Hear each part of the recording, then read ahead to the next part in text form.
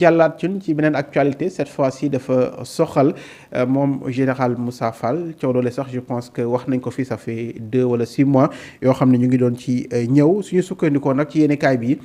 di tribune yéenekaay mooy tribunal correctionnel de Dakar moom jot na rendre maanaam fukki fan ak juróom di le 15 janvier ci année 2026 ci li nga xam ne moo di jugement am ci li soxaloon wala sax li boole woon ki nga xam ne moo di l'ex commandant de la gendarmerie di Ibrahima Dramé ak général Moussa Fall ak colonel Abdou Mbengue ak Cheikh Faye mbir moomee nag jàppal ne le tribunal dafa déclaré que ne Ibrahima Dramé moomee moom dañu ko jàppee ne moom moo coupable des faits qui lui sont reprochés ba tax na ñoom jot nañu ko condamné toll ci 2 ans d'emprisonnement ñaanam ñaari at yi kaso yoo xam ne benn at bi dong lay dal di tëdd ci loolu nag le juge a donné acte au colonel Abdou Mbengue et Cheikh Faye de ce qu'il ne réclame pas de dommages et intérêts avant de réserver les intérêts du général Moussa Fall ci loolu it mooy l'ancien commandant de la gendarmerie Ibrahima Dramé moom li ñu doon ko attee bokk na ci wàllu menace de mort outrage à agent ak atteinte à la sûreté de l'État bu ñu sukkandikoo également ci li nga xam ne rek moom la yéenekaay boobee di tribune yéenekaay daal di génne ci mu mel ni moom Ibrahima moom li mu doon wax que ne mu général bi danoon ko menacé ak yooyee dafa mel ni que moom Ibrahima la ñu mujj daan ne li mu doon wax noonu daal dafa mel ni dara teguwul ci cun. Ibrahima Dramé c'est un commandant, un ancien commandant de la gendarmerie nationale. Ci événement ci diggante 2021 2024 lu bëri daf fi xew alors je pense que moom li ñu ko doon toppee mooy menace de mort outrage à agent atteinte à la sûreté de l'État loolu lañ ko doon toppee le commandant Ibrahima Dramé boobu am na loo xamante ni bi plainte bi amee général Moussa Fall ba mu déposé plainte bi dafa am ay message yu ñu jàpp ne moom moo ko doon envoyé général Moussa Fall di ko menacé waale su ma juumulee le colonel Abdou Mbengue alors ñooñu nekkoon jamono jooju parce que à l'époque le général Moussa Fall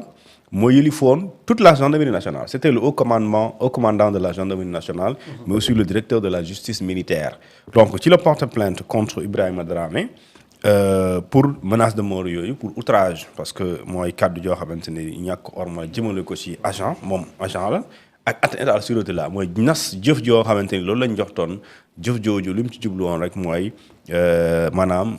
nasaxal li ñu tuddee lii di état léegi loolu lañ ko toppee woon moom ñu daan ko comme ni nga ko waxee tribunal démb la joxe verdict bi démb ci 15 janvier 2026 ci affaire boobu nga mën ci gis général Moussa Fall Abdou Mbengue ak Cheikh Faye alors ki nga xamante ni moom mooy kii di Dramé di Ibrahima tribunal bu Dakar moo ko déclaré coupable des faits maanaam lii ñu lay toppee yow yaa ko def li ñu lay toppee yaa ko def ba pare condamné ko 2 ans d'emprisonnement dont 1 an ferme mooy si ñaari at yooyu benn ngay tëdd bu mat sëkk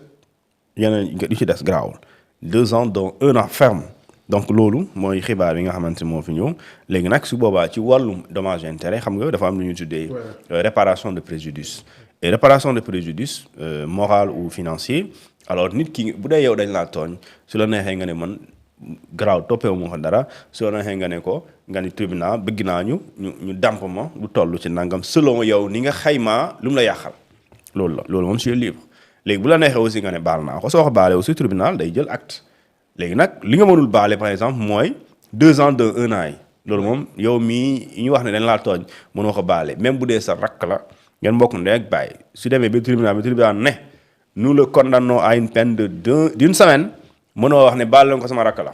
déedéet mais mën nga wax ne léegi maa ko toppee woon 10 millions léegi baal naa ko loolu moom su la neexee nga baal ko 10 millions yi kooku yow la mais bu dee une semaine boobu li ñu koy daan kooku sa yoon nekku si ça c'est l'aspect pénal mais bu dee l'aspect civil alors ki ñu jàpp ne moom la ñu tooñ est libre de baale mais su dee bu la neexee aussi tu es libre nga fayeeku léegi moo tax effectivement tribunal jël acte ci ki nga xamante moom mooy Abdou Mbengue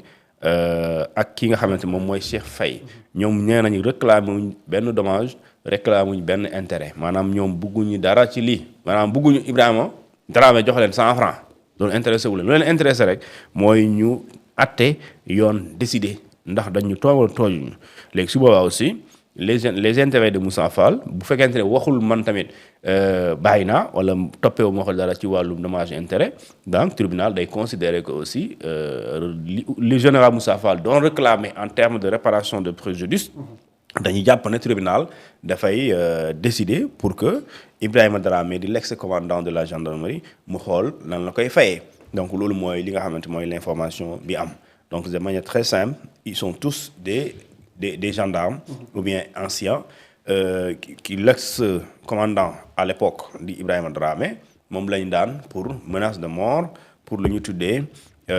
atteinte à la sûreté de l'État ak outrage à agent ñu ko porte plainte à l'époque c'était le haut commandant de la gendarmerie nationale et le directeur de la justice militaire kii di général Moussa Fall ak su ma jumulee ñoom Cheikh Abdou Mbeng ak Cheikh Faye léegi nag finalement ñoom ñoo am dëgg ci moom léegi nag ci dëgg boobu ñu am alors ñaar ñii Cheikh Faye ak Abdou Mbeng ñoom nee nañ toppewuñu ko dara ay dommage intérêt cependant kii di Moussa Fall moom jàpp na ne waxul dara comme tubaab nu muy wax rek qui dit mot qui ne dit rien consent wala qui ne dit rien qui ne réclame rien alors on ne veut rien mais quand tu réclames quelque chose plus tard waxaatoo bëggatoo ça veut dire que dañuy continuer da ngaa bëgg ba léegi moo tax effectivement le tribunal a pris acte que ñii bëgguñu ñu fay leen waaye nag si loolu day préserver les intérêts du général Moussa Fall parce que c'est son droit donc c'est plus que son droit le tribunal aussi lui respecte son droit et su boobaa xaw ma ñaata la ñu koy xayma ñu xool lu yenu maanaam ñu fay ko su ko neexee aussi mu renoncer à ce droit ne non garaawul jégal naa ko moom l'essentiel li ma bëggoon xam rek mooy ñu am sanction pénale exemplaire moo def wala deful léegi def na tout le reste argent doy na voilà